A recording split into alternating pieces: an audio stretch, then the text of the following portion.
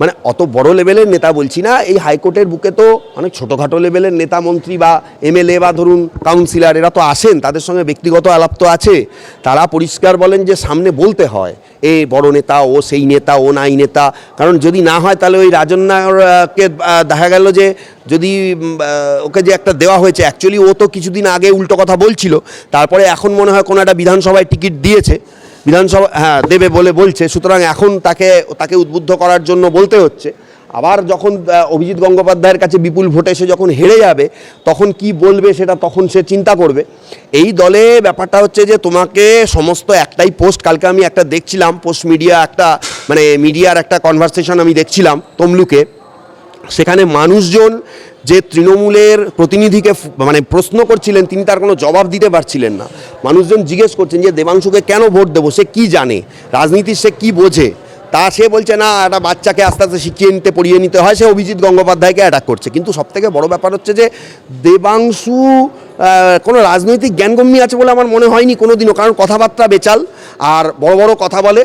সবথেকে বড় ব্যাপার হচ্ছে তার নিজের দলেই বহু লোক তাকে পছন্দ করে না, হ্যাঁ, এবং আগের বার তাকে টিকিট দেওয়া হয়নি বলে প্রচুর কান্নাকাটি করে প্রচুর কিছু রিয়াক্ট করেছিল, দল ছাড়বো এরকম একটা ভাব তার দেখা গেছিলো, হয়তো সেই জন্যই এবার টিকিটটা তাকে দেওয়া হয়েছে। এবং আরও একটা বড় ব্যাপার হচ্ছে যে জায়গায় টিকিটটা তাকে দেওয়া হয়েছে সেই জায়গায় তিনি বিপুল ভোটে হারবেন, এটা পুরো পরিষ্কার। কারণ অভিজিৎ গঙ্গোপাধ্যায়ের যে ক্যারিশমা, অভিজিৎ গঙ্গোপাধ্যায়ের মানুষের কাছে যে অ্যাকসেপ্টেবিলিটি, সেটা দেবাংশুর নেই।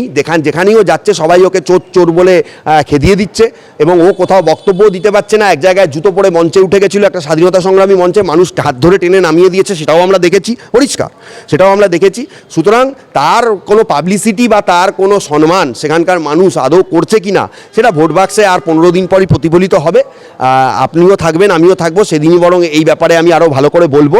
তবে আমার মনে হয় ওই দেবাংশু নিয়ে যারা বলছে, অ্যাকচুয়ালি হয়তো রাজন্যাকে টিকিট পেতে গেলে বা রাজন্যাকে হয়তো দেবাংশু একটা জায়গায় সাপোর্ট করেছিল যে কেন ওকে দেওয়া উচিত নয়, বা ও তো আমার মতন লড়াকু, আমার মতন ইয়ং, তাকে ওকে দেওয়া উচিত। ও দেখছে যে রাজন্যা যেখানে দেখছেন হয়তো যে আমাকে তো আর কেউ তৃণমূল থেকে সেভাবে সাপোর্ট করলো না, ও করেছে, সুতরাং ওকে আমি করি, এটা একটা সৌজন্যবোধ। আমার মনে হয় যে ও বলেছে, এটা ওর কথা বলেছে। দেখুন মিডিয়াতে এখন যদি আসে কি বলবে তাদেরকে তো একটা জিনিস বলতে হবে যে মানুষকে তারা কি বলবে। প্রথমত তারা আসলেই চোর স্লোগান শোনে, দ্বিতীয়ত হচ্ছে যে যেখানে আসছে তারা বলছে যে চাকরিগুলো কেন খেলেন, এই চাকরি সবার কেন চলে গেল, আবার চাকরি থাকবে তো তখন তাদেরকে একরকম বলতে হচ্ছে।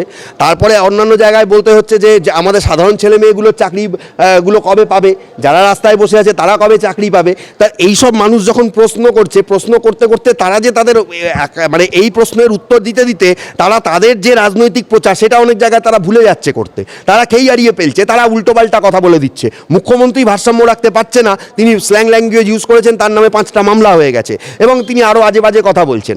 এবং সবথেকে বড় ব্যাপার হচ্ছে যে মানুষ কেন এই দলটার প্রতি বীতশ্রদ্ধ হবে না, যে দলের সুপ্রিমো তিনি পরিষ্কার বলেন যে রামকৃষ্ণ মিশন রাজনীতি করে, এবং তার রামকৃষ্ণ মিশনের যারা মহারাজ তাদের প্রতি তিনি এই ধরনের অবজ্ঞামূলক মন্তব্য করেন, আর এবং তাদের নামে জামিন অযোগ্য ধারায় এফআইআর করা হয়। উল্টে যারা দুষ্কৃতী রামকৃষ্ণ মিশনে এসে হামলা করলো তাদের নামে লঘু ধারায় এফআইআর করে পুলিশ তাদের কোনো অ্যারেস্ট করলো না, আর ডিকে প্রমোটার গ্রুপের তালা সেখানে দিয়ে যাওয়া হলো শিলিগুড়িতে, এবং প্রশাসনের চোখের সামনে সবাই দাপিয়ে বেড়াচ্ছে।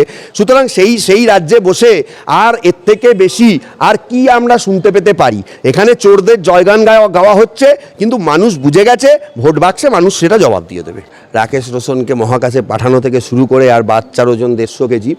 সুতরাং ওনার যে বাণী, এই বাণী লিখতে গেলে কোরআন বাইবেল কেন, পৃথিবীতে যত মনে হয় খাতা বই পেন যত আছে সব কিছু শেষ হয়ে গেলেও ওনার বাণী চলবে। এবং সত্যি কথা বলতে কি, মানুষ আর ওনার বাণী নিতে পারছে না। আজকাল ওনার সবাই আর লোকও দেখা যাচ্ছে না, এবং ওনাকে বলতে বাধ্য হচ্ছেন উনি যে অমুক জায়গায় সন্দেশখালি জিতলে যাব, বা অমুক জায়গায় ওর প্রচারে এসেছি। 42-এর নেত্রী আর মামাটি মানুষের সরকার কোথায় যেন তাদের নিজেদের ট্যাগলাইন থেকে এখন সরে গেছে। কোথাও বলছেন জিতলে যাব, কোথাও বলছেন ওকে সমর্থন করতে এসেছি। আগে তো তিনি বলতেন সবাই আমাকে দেখে ভোট দেবে, আমি হচ্ছি সব জায়গায় প্রার্থী, আর বলতেন 42-এ 42। এই দুটো বাক্য এইবার আমি আর শুনতে পেলাম না। তো বাণীতে পরিবর্তন হয়েছে। সততার প্রতীক আর ডক্টরেট ডিগ্রিটাও তো দেখতে পাচ্ছি না। হ্যাঁ, ওই দুটো দেখা যাচ্ছে না। তার কারণ হচ্ছে সততা তো এখন হাইকোর্টে ধুয়ে সমস্ত সততা ওনার একদম চলে গেছে গঙ্গার জলে। চাকরি চলে গেছে, ও ওবিসি ওবিসি ক্যান্ডিডেটরা তারা ওবিসি সার্টিফিকেট বাতিল হয়েছে। আচ্ছা, প্রাথমিকটা প্রায় বাতিল হওয়ার মুখে, অন্যান্য কোর্টে যত মামলা হয়েছে অন্য চাকরিগুলো নিয়ে সেগুলো একদম সুতোর মধ্যে ঝুলে আছে। তারপরে হচ্ছে বহু নেতা জেলে চলে গেছে, বেশিরভাগ নেতার এগেনস্টে ইডি সিবিআই, এবং হচ্ছে ভাইপোকে রক্ষা কবচ নিয়ে ঘুরতে হচ্ছে। দলের বেশিরভাগ অন্যান্য নেতামন্ত্রীরা অন্য দলে যাবো বলে পা বাড়িয়ে বসে আছে। যে বিরোধী দলনেতা সারা রাজ্য আজকে দাপিয়ে বেড়াচ্ছেন, প্রধানমন্ত্রীর প্রতিটা সভায় যে বিরোধী দলনেতাকে দেখা যাচ্ছে উনার পাশে বসা লোক, আজকে তাকে গদ্দার বলতে উনি বাধ্য হচ্ছেন। সুতরাং কি করে উনি বলবেন? ওনার তো আর সেই মানে সততার জায়গাটা তো শেষ। সততা কি আর কিছু আছে?